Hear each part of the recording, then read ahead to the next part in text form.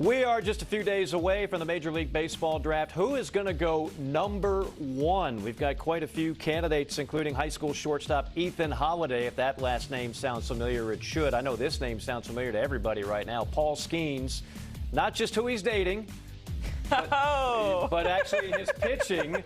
The former LSU star has been outstanding for Pittsburgh. Just can't get any run support. You take a look at the last 10 first overall picks here. A lot of college guys. Bazan out of Oregon State, Skeens out of LSU, Jackson Holliday, Henry Davis, Spencer Torkelson from Arizona State, just to name a few. And we've got a college guy at the top of the odds right now. If you watched Omaha in the College World Series, you saw Cade Anderson lighting it up for LSU. He is minus 280.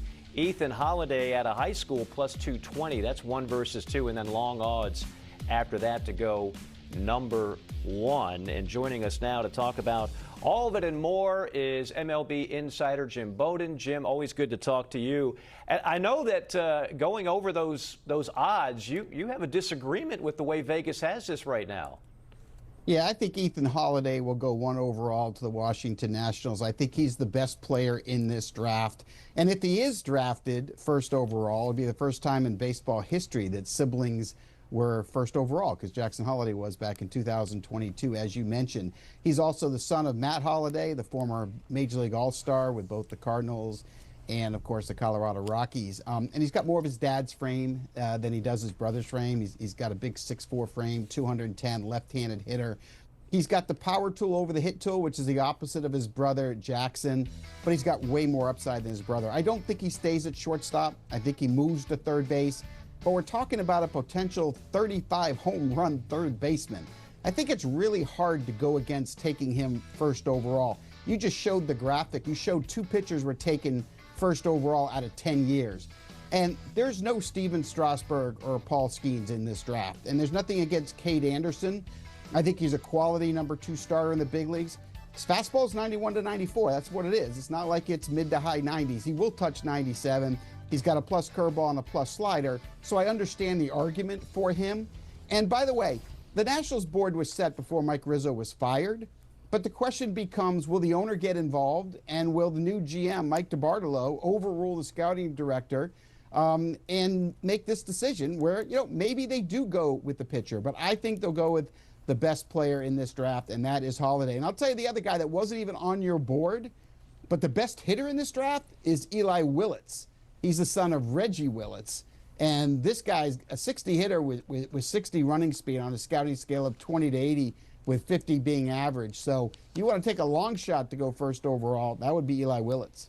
Well, let's go back to some of those pitchers. So I know you don't believe Cade Anderson's going to go number one. There's a number of, stop me if you've heard this before, SEC guys that are going to be high draft picks, SEC pitchers, high draft picks in this first round. And again, LSU's Cade Anderson leads the way. Yeah, he leads the way because this is a guy that had 180 strikeouts. That led the NCAA, and he won the national championship with LSU, and he's got the 4 pitches. He's the most polished pitcher. He will be the first pitcher off the board, whether that's 1, 2, or 3. He won't be there at number 4. But there are some very other interesting pitchers in this draft. Liam Doyle of Tennessee, he's got the best fastball in this draft. Like, it's 98 to 100, and they don't touch it. It hits the top of the strike zone, and it just explodes. He's got a plus slider. He's got a plus split finger. Doesn't have the best delivery. It's a little unorthodox. It's max effort. But there's a lot of teams in love with that fastball, and they got a lot to work with in their pitching rooms. Seth Hernandez, a high school pitcher out of Corona High School in California. He's got a great profile. I mean, 70 fastball, 60 curveball, 55 slider, 60 change. But he's a high school pitcher. And a lot of teams don't like that risk because every time you take a high school pitcher, one's going to live up to expectations, one's going to regress, and one's going to get injured. And then there's Jamie Arnold out of Florida State. Everyone's comparing him to Chris Sale. Why? Because he has that loose whip action. He's got that rangy body. He fills up the strike zone, and he's just nasty where he comes from with a 60 fastball and a 65 slider. So those are the 3 pitchers after Cade Anderson. All right, Jim, I know we've got a lot more prospects to get into, and really, we're just scratching the surface here, Jacqueline. Oh, yeah. Well, when we get Jim Bowden on the show, we make him stick around. That's right. Because we love to talk to Jim, right? So the draft talk continues. And to your point, Mike, we talked about some of the prospects. We're really diving in deeper, going into Jim Bowden's top 10 prospects, breaking it down. That's coming up on the other side right here on Spotlight. All right, back here on HQ Spotlight, we know that the MLB Draft is right around the corner. We just talked about some of the big names that are out there. Potentially the most famous name, Ethan Holiday. Of course, that is number one on Jim Bowden's prospects. We talked about Eli Willits. We talked about Cade Anderson. You see it here. So we kind of already covered the top half of Jim Bowden's prospect rankings. Now we're going to kind of get to the bottom half a little bit because there are some big names here with a lot of potential and some high upside. We're going to be focusing in on 6, 7, 8, 9 and below and really talk about those guys as we are just a few days out from the MLB Draft. Let's welcome back in Jim Bowden. Jim, always great to see you here. And I love the draft time because it's really, we know the big names, you know the top prospects, right? But I love to get into the weeds a little bit and talk to some guys, some names that, you know, maybe the casual baseball fan doesn't really know as well. So let's kick things off with Arquette. Why is he somebody that sticks out to you? He's in there in the top 10, in your top 10 prospects. Yeah, a shortstop out of Oregon State. This is a kid that is as low risk as anybody in this draft. He's going to be a major league shortstop for a long time. I'm not telling you he's going to win a Silver Slugger, and I'm not going to tell you he's going to be in all-star games, but I will tell you that you know what you're getting with him. This is a guy that is an average fielder at shortstop. He's got a plus arm in that position, and he's going to hit, and he's going to have some power. I think you're going to see probably 18 to 22 home run kind of power. And the bat's going to play. He's got a very fluid swing. He's got plus bat speed, which I love to see. But the most important part of Arquette's game, great body control, seems to always be in the right place at the right time. He's 21 years old. He's a right-hand hitter. And I don't think there's any doubt there's very little risk on him getting to the big leagues. And I think he gets there relatively quickly.